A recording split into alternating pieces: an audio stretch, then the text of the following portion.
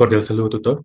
Me presento, mi nombre es Nicolás González Rincón y a continuación, junto con mis compañeros del grupo 94, Kenny Marianela Jaramillo Castañeda, Diego Romero Salas y Amadeo Aya Criollo, realizaremos la sustentación de la tarea 3 del curso de manejo integrado de plagas, referente a los componentes del manejo integrado de plagas. Ahora bien, como una breve introducción, pues tenemos que en la presente exposición se darán a conocer los diferentes componentes del manejo integrado de plagas y se mostrarán pues algunos ejemplos de estos. Entonces se tienen pues el control cultural, el control biológico, la resistencia de plantas a insectos, la ecología química, la ingeniería genética, las técnicas de esterilización, y el control químico. Entonces pues a continuación los dejo con mis compañeros. Cordial saludo, mi nombre es Kenny Jaramillo y vengo a explicarles el control cultural sobre el gusano blanco Premnotriples boras en cultivo de papa. Les decimos que el control cultural se manipula en el medio ambiente para, digamos, hacerlo menos favorable para las poblaciones de los insectos, aplicando diversas técnicas para evitar la propagación de plagas y estas consisten en establecer distancias de siembras adecuadas para todo tipo de cultivos, un buen control de albences que también influye en la propagación de plagas, la eliminación de los residuos de cosecha, buena semilla, etcétera. En la rotación de cultivos se puede observar que esta es muy importante porque a pesar de que el adulto y la larva de este gusano, esos pueden subsistir en las malezas ya erradicadas. Pero entonces no se puede descartar la rotación de cultivos porque esos pueden, digamos, disminuir paulatinamente el grado de infestación en los suelos. En el manejo de las arbences es muy importante controlar las malezas dentro y fuera del cultivo para que estas tengan un medio de protección para el insecto adulto o huéspedes secundarios que ya vendrían siendo las larvas. En la eliminación de los residuos de cosecha, entonces, cuando hay una eliminación de las cosechas, se puede encontrar, digamos, todavía insectos. Entonces, se debe evitar que, que queden, digamos, tubérculos en el suelo, especialmente cuando el cultivo siguiente será implementado nuevamente que en papa. Entonces, por eso es muy importante hacer esta eliminación de residuos. Elección de la buena semilla.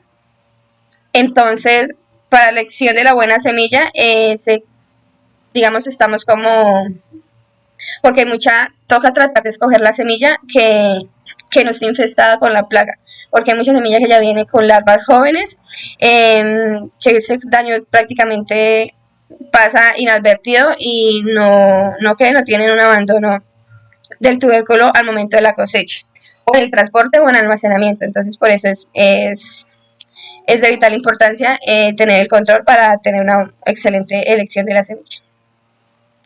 En el aporque alto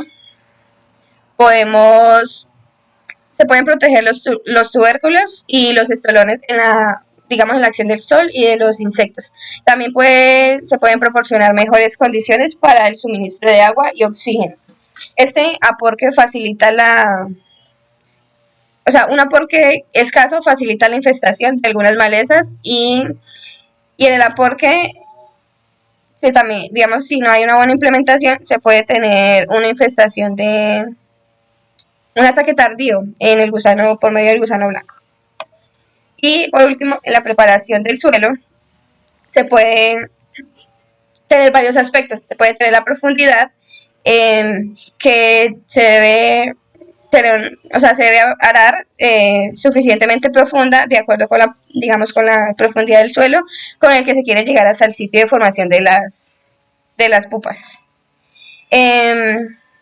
Con la arada profunda se destruyen las celdas pupales de este insecto y se exponen a condiciones ambientales de origen biótico o abiótico. También en la eliminación de los terrones, que se constituye a un medio favorable para la presencia de los adultos, ya que los insectos se protegen debajo de estos. Entonces, eso es todo por el control cultural y muchísimas gracias. Buen día, mi nombre es Diego Romero Salas, soy estudiante del programa de agronomía de la Universidad Nacional Abierta y a Distancia, UNAD. En esta oportunidad les voy a hablar acerca del control biológico del gusano cogollero, que es Podoptera fructiferta, especialmente en el cultivo de maíz. Esta plaga impacta significativamente en este cultivo y recordemos que es un cultivo de alta importancia económica en nuestro país. Esta plaga no solamente reduce el área fotosintética, sino también causa daños estructurales en el vértice y afecta directamente el grano, lo que puede traducirse en la pérdida del rendimiento. Para abordar ese problema desde el control biológico, recordemos que inicialmente es importante realizar un debido, estructurado, detallado y riguroso monitoreo de esa plaga para detectar su presencia, para detectar los daños y determinar el umbral de acción de, de este control. El control biológico es un conocimiento o una noción en donde el cultivo, perdón, en donde eh, se vinculan enemigos naturales para combatir la plaga que pueda afectar nuestro cultivo, en este caso el cogollero. Eh, Generalmente puede realizar aplicaciones o también se encuentran naturalmente en el medio ambiente organismos parasitoides eh, como Telenomus, como Trichogramma y Celonus insulares. En la primera imagen de esta diapositiva vemos el ciclo de vida, iniciando los huevos que son por esta especie de orilla. Luego vemos el insecto en su estado larval, que es el que causa pues, todo este daño. En la siguiente diapositiva vemos los enemigos naturales. El control biológico es especialmente exitoso contra plagas importadas, ya que se puede introducir a su enemigo natural desde su lugar de origen. Muchos de estos enemigos son manipulados y en la actualidad ya se pueden encontrar eh, formulados y listos para hacer la aplicación directamente en campo. Esta estrategia no solamente es sostenible, sino que también es económicamente viable debido a que minimiza los costos de aplicaciones químicas y además es sostenible y respetuoso con el medio ambiente. Aquí vemos en estas diapositivas vemos algunos ejemplos como el Telenomus, como el Telenomus insularis y como el Trichogramma, que son particularmente eh, avispas parasitoides. Bueno, además de eso, entonces vamos a hablar acerca de la resistencia de plagas de plantas a algunos insectos plagas. Gracias a la ciencia y al avance que ha tenido la biotecnología, se ha desarrollado cultivos que se autoprotegen, es decir, que generan síntesis de proteínas insecticidas y reducen el uso de agroquímicos, que es particularmente una de las ventajas desde lo ecológico y desde lo económico. La resistencia se logra mediante la transferencia de genes de la bacteria Bacillus thuringiensis. En este caso vemos en la imagen cómo una hoja de soya está infestada por áfidos, mientras que la otra no. Y digamos que este método se ha utilizado también en otras plagas y en otros cultivos como el algodón, papa y maíz. Agradezco mucho su atención y doy paso a mi compañero. En cuanto a la ecología química, tenemos que pues, las plantas sintetizan y emiten una gran diversidad de compuestos orgánicos volátiles que desempeñan funciones ecológicas de gran importancia dentro de la planta. De forma general, dichos compuestos orgánicos volátiles a temperatura ambiente pues, se comportan como gases y pues son emitidos por las partes vegetativas de la planta, es decir, por las hojas, los frutos, las flores y las raíces, pero principalmente es por las hojas. Y pues se tiene que, eh, ¿cómo es?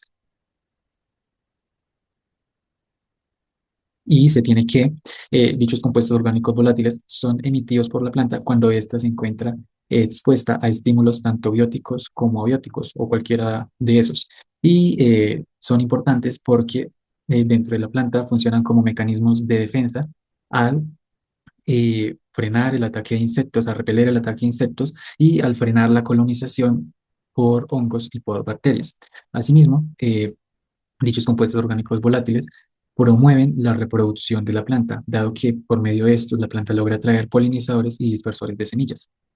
Y finalmente, pues, los compuestos orgánicos volátiles se comportan como mensajeros intra e interespecíficos. Asimismo, se tiene que cuando los compuestos orgánicos volátiles son producidos por herbívoros, es decir, por el ataque de herbívoros, pues la planta emite olores que funcionan como señales para depredadores y parasitoides, para que los depredadores y parasitoides ubiquen eh, a su huésped o a su presa. Y asimismo, estos olores influyen dentro del comportamiento o dentro de la comunidad en la que se encuentra la planta, dado que por medio de la señalización fitohormonal, pues se atrae a otros herbívoros. Entonces acá en esta imagen se puede observar que pues la planta está siendo atacada en una de sus hojas por una larva de lepidópteros y entonces lo que hace la planta es liberar compuestos orgánicos volátiles por sus hojas y por sus raíces, los cuales pues en primer lugar atraen, como se puede observar ahí, depredadores y parasitoides, polinizadores, micorrizas y y también atraen a otros herbívoros, como se puede observar ese coleóptero ahí o esa otra larva, y nemátodos y hongo y fitopatógenos. Ok. Por otro lado, pues en las plantas, los compuestos orgánicos volátiles son sintetizados son productos o subproductos de vías metabólicas primarias. Y pues de acuerdo con su origen biosintético, pueden ser cuatro las principales vías metabólicas, que son la vía metabólica del chiquimato fenilalanina, del ácido mevalónico, del metileritritol fosfato y de la lipoxigenasa. Estas cuatro principales vías metabólicas se encargan de emitir y sintetizar compuestos bencenoides, fenilpropinoides, sesquiterpenos, monoterpenos, hemiterpenos, diterpenos y compuestos volátiles derivados de los carotenoides y del metilhasmonato. Y ahora bien, en cuanto a controles efectuados por medio de la ecología química, se logra encontrar en la bibliografía dos ejemplos de estos. Por un lado, tenemos el control de áfidos en el cultivo de trigo, en donde por medio de la ingeniería genética se ha logrado incrementar la producción de un compuesto que se llama beta-farneseno, para repeler el ataque de especies de áfidos como el Citobion avene, el Rhapolosiphon padi y del Metapolophium virchodon. Por otro lado, en cuanto al control de mosca blanca en los cultivos, eh, por medio de la aplicación de ácido salicílico se logra reducir la fecundidad, longevidad y supervivencia de la mosca blanca en los cultivos. También se ha encontrado que con estas aplicaciones de ácido salicílico se logra incrementar las cantidades de compuestos orgánicos volátiles como el metilsalicato y el delta-limoneno. Continuando con los componentes del MIP, vamos con la ingeniería genética en el cultivo de aguacate. Entonces podemos ver que el enfoque genético es la gestión de la espera que se ha utilizado para la gestión de las plagas de dos maneras. Se puede implementar en el cultivo, digamos, modificándolo genéticamente para aumentar la resistencia, o se puede implementar en las plagas que pueden ser sometidas a intervención genética mediante la incorporación de grandes cantidades de individuos con el genotipo, digamos, escogido. Se pueden con las variedades resistentes, que son los métodos de control más efectivos para ciertos trastornos en cultivo de gran relevancia. Entonces, en esta parte de acá, en esta imagen, podemos observar que es la implementación de Agrobacterium rhizogenes para producir plantas compuestas de aguacate, ya que en estos enfoques de transformación transitoria mediada por aginobacterias han demostrado ser eficientes en una amplia gama de especies perennes.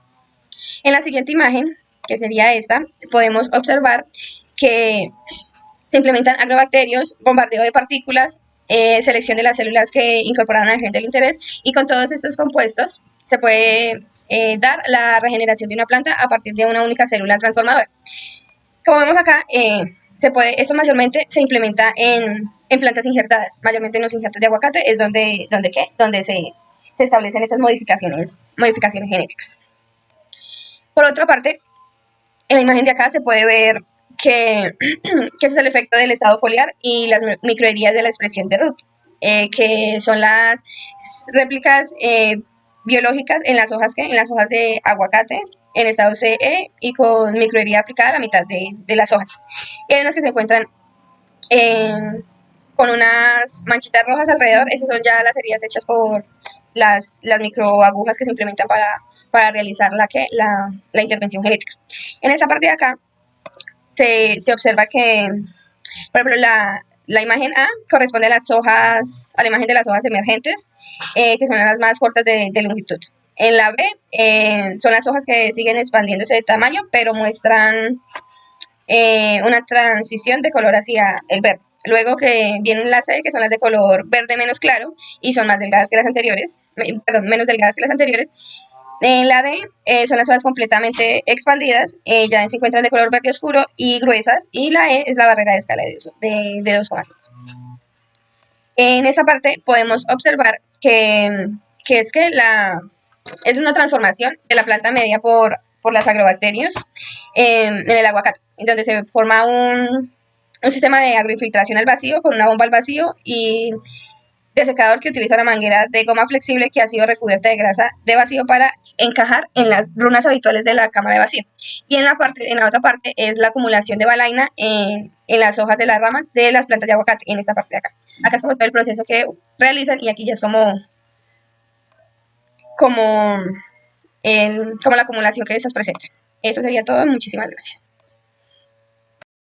Cordial saludo, tutor y compañeros. Mi nombre es Amadeo Valla, estudiante de agronomía. Voy a explicarles sobre técnicas de esterilización de insectos. Esterilizar insectos plaga de manera respetuosa con el medio ambiente es conseguir esterilizar completamente los óvulos y espermas de los insectos.